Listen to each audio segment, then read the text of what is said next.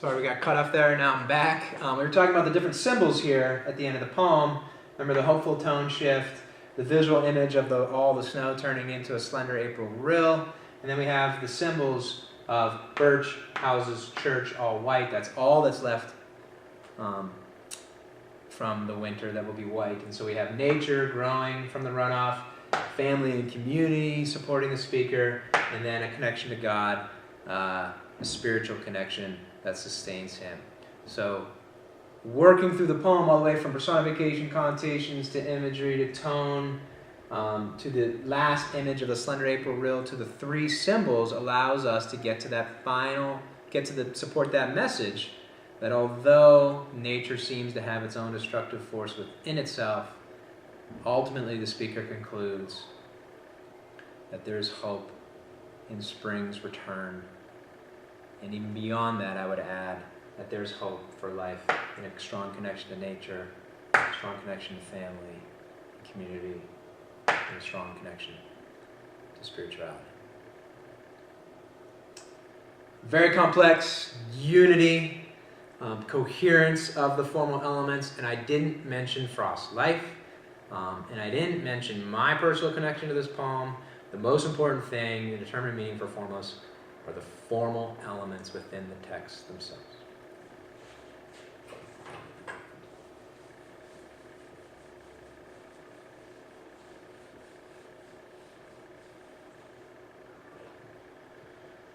Next interpretive method is historicism. Historicism is a belief that privileges the historical context, the author's biography, and the author's intentions as determinant of meaning.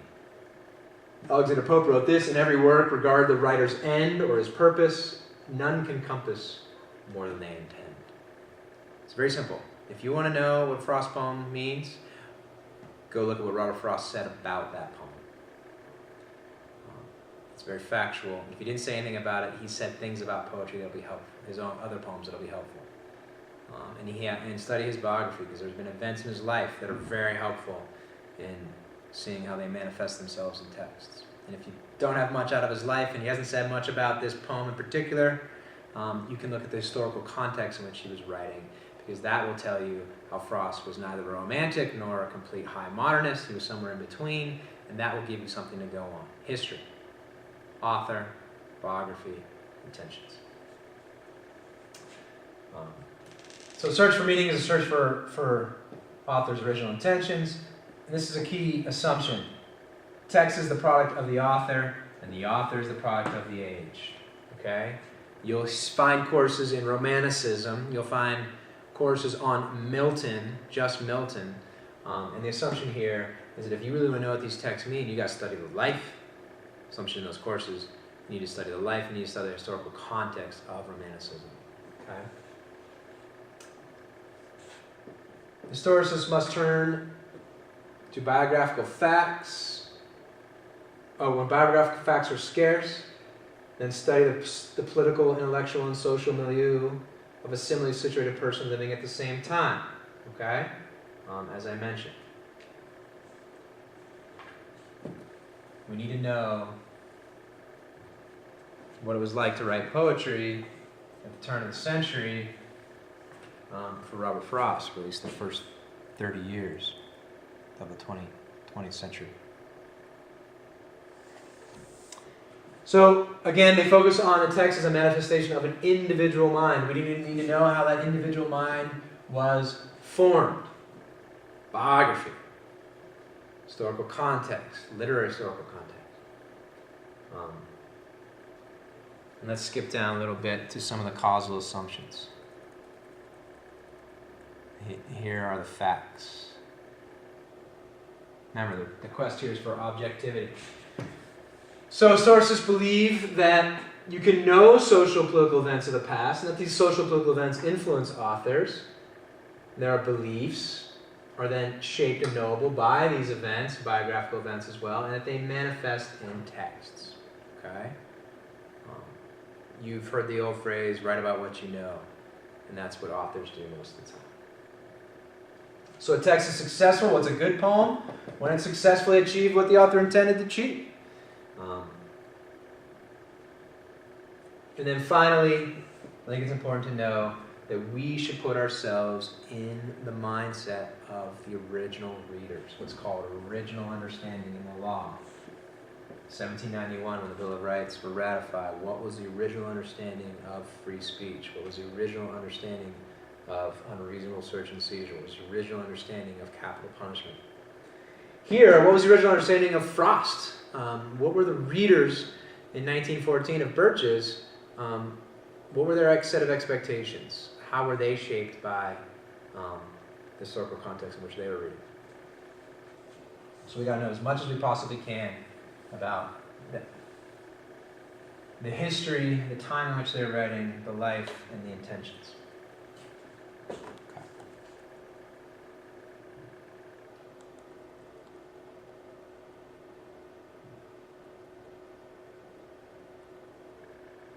There are problems with historicism, there are problems with formalism, but we're not going to go into great depth about the problems. We want to see the strengths here and actually apply it to a poem. So, famous poem by the Woodpile. You've already read this poem in great detail, so I'm not going to read it to you like I did with the onset because it's a longer poem. But suffice it to say that Frost's speaker here, let's pause on that. He's no longer the speaker. Now the I in this poem becomes Robert Frost. Okay? Historicists believe that it's helpful to see the first person as the author and run that through the poem.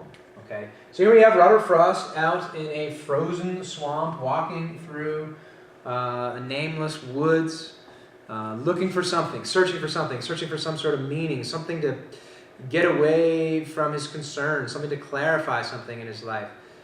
He's lost. He doesn't know where he is. He thinks about turning back. He decides not to turn back. He's going to go on. It's hard going. He's breaking through the snow crust on top, and he sees a bird, and the bird goes around a pile of wood. Takes his eye to the pile of wood. He says something interesting about the bird. He says the bird takes everything personally. And I think that's a cue to the reader that Frost he's very sensitive, takes things very personally. We'll talk about that a little bit later, what that means for the poem. So the bird takes him to the wood. The wood pile, it's a cord of wood. He says it's cut 4 by 4 by 8. None other like it could I see. No runner tracks near it. And this year's snow, or last year's, or even the years before, this wood pile's been forgotten. All this work, half a day's labor to get this cord of wood in, has been left out there, and it's warping. It's entering into the earth. There's a tree growing on one side of it, and there's a stake trying to hold it up, and it's falling. Clematis is wound around it. It's a vine around the wood pile, and it's decaying, and the bark is warping off it. And so he sees this, and this is his moment. This is his clarity. This is what he's looking for, this epiphany. And he says, wow, imagine he thinks to himself, nature's taking this back. The question is, what's happened to the woodcutter? Why has he left this wood pile out? And Frost says at the very end, he says, only someone who learns, he says right here, someone who lived in turning to fresh tasks could forget his handiwork in which he spent himself, the labor of his axe, and leave it there far from a useful fireplace to warm the frozen swamp as best it could with the slow, smokeless burning of decay. So I'm going to make the argument that he lies to himself. He deceives himself. He says in these lines that the woodcutter just got busy, other tasks to do, forgot about his woodpile out there. For those of you who've cut wood, you're not going to forget how hard it is to put a cord of wood together. And so the interpretation of this poem, or the central message of this poem, is again related to the idea that there's a dominant force in the world that's often lost, dissolution, which is the loss of anything, attenuation, and here it's death. Winter death, frozen landscape, and this woodcutter is gone. He has died. And that gives him pause. That's his clarity. It's not a clarity all's right with the world, but it's a momentary stay against confusion, as Frost said poetry should do. It clarifies that death is dominant, and one needs to make something of their lives before you fold in, before our human constructs fade away or are subsumed by nature. So that's a central message. So how did I get there? Could you get there by formal elements? Could you get there by tone shift here, the mocking tone here? Could you get there by the imagery here, the slow, smokeless burning of decay, that pathetic image of the woodpile trying to warm the frozen swamp? Absolutely. Formalism will get you there. But for historicists, they don't privilege that. They privilege the author's biography. So what was going on in Frost's life at this time? Well, it was published in 1914, but it was written in that decade from 1900 to 1914. And in that decade, he went from thinking his high school sweetheart was leaving him to marrying her in 1895. He went from his first experience of having a child with her 4 years into their marriage. Their 4-year-old son, Elliot, contracted a digestive disorder. He didn't get the medical help that Elliot needed because his wife was a Christian Scientist and believed that we shouldn't do that. And by the time the doctor got there, it was too late, and Elliot died in his arms. And Frost said it was like murdering his own son. A couple years later, Eleanor, Frost's wife, loses a child, the baby girl, Eleanor, in childbirth. So he's had great tragedies in his life. He's seen death descend upon innocents, upon creatures, children that are powerless to control or influence their lives. And so historicists would say that that's manifested in this text. He's going out in the woods looking for clarity, trying to get away, and what's he find? Death is dominant in nature. And so what's he do with that? He lies to himself. He deceives himself and says that someone just forgot about this. But the careful reader knows that death is dominant. Okay? So if we scroll down a little bit, we'll look at the question I have for this. Use the following comments from Robert Frost about the seemingly simple nature of his poems. What he said about that. Develop how the woodpile has an insincere conclusion that masks a darker truth. What's the darker truth? What's the central message? You could argue that death plus dissolution are dominant.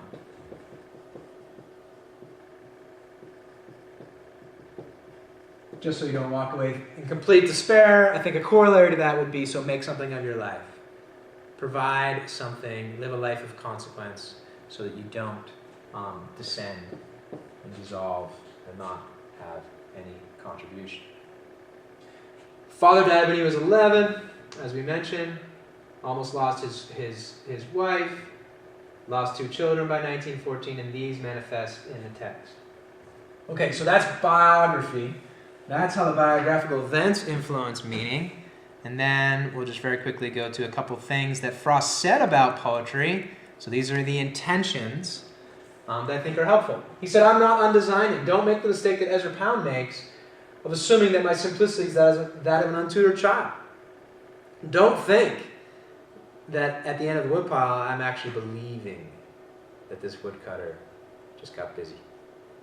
Okay? It's not a simple, easy poem.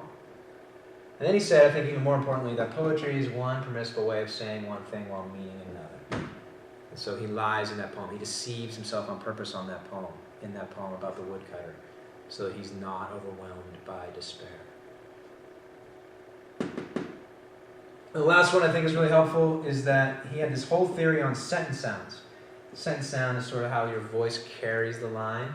He says sentence sound often says more than the words. It may even be, in irony, convey a meaning opposite to the words. So when you hear, he must have been turned to fresh tasks and got so busy he forgot the labor of his axe. We hear that dripping with sarcasm, dripping with irony. Okay?